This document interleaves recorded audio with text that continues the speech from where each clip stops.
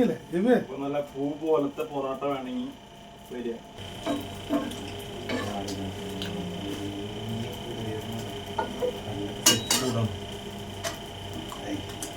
രാവിലെ മീൻകറി ആയാലും കുഴപ്പമില്ല. പൊറോട്ട മീൻകറി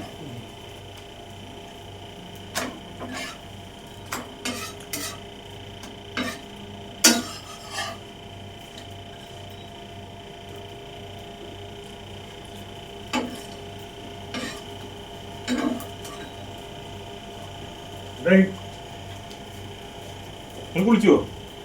കുളിച്ചില്ലേ? ദേശായിട്ട് പൊറോട്ട അടിക്കണം.